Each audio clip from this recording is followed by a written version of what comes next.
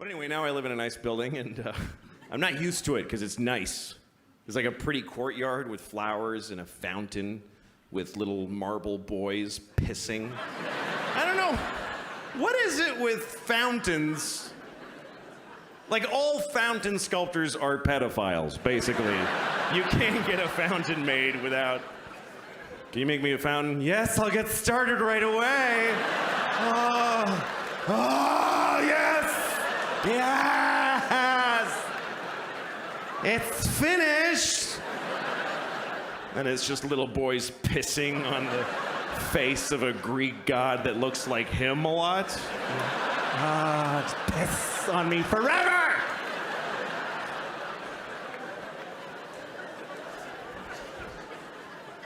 Anyway, there's one of those in the courtyard of my building.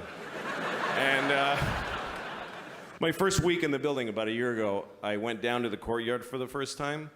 And I didn't look too good, you know? It was a Sunday morning. That's my least presentable hour. There's a lot of, just stains, just like, food and me and whatever. And so I'm sitting there. So, shut up. Oh. Anyway, so there I was. I'm sitting on the stone bench of this courtyard and feeling a little out of place. There's these fancy doormen and stuff. And then there's this guy looking at me. I notice he's looking at me from across the courtyard. And he's all spiffy looking. He's got brown shoes and he's looking at me like, I could tell he was thinking I don't live in the building. He thinks I just wandered in off the street and sat in a courtyard. I could tell he's thinking of coming over and dealing with me on his own. And I'm sitting there thinking like, oh, please do that. Yes, please, come on. And I'm trying to look even more gross. And I'm like pulling up my shirt. And then I see him go, oh, no, that's not gonna do at all. And he comes over to me.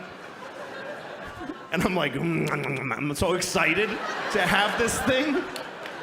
The confrontation where I'm not wrong at all. And he thinks I am. So he comes over, says, excuse me, do you live in this building? And I said, no. Because why not start there? I said, no. He goes, well, then what are you doing here? And I said, I just need to rest. I'm having a hard time.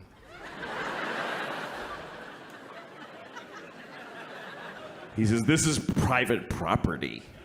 And I said, well, I don't really believe in that. Just the worst things I could say from his point of view is basically all the things I was saying. And he goes, well, if you don't leave, I'm gonna talk to the doorman. I was like, can I just stay like 5 more hours? So he's, no, and he goes over to the doorman, and I see him talking about me to the doorman like this. And then I see the doorman going, oh no, that guy lives here. That's okay.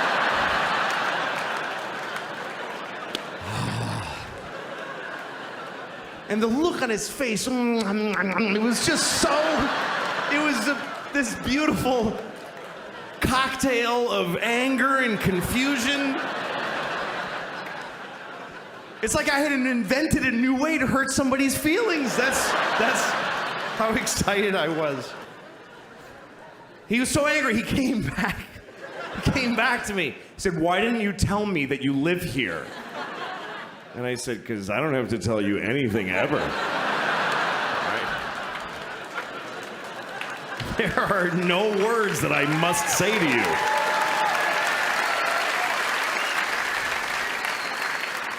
Also, I didn't want to ruin your thing. That's your favorite thing you were doing. You love that! Making people not be places.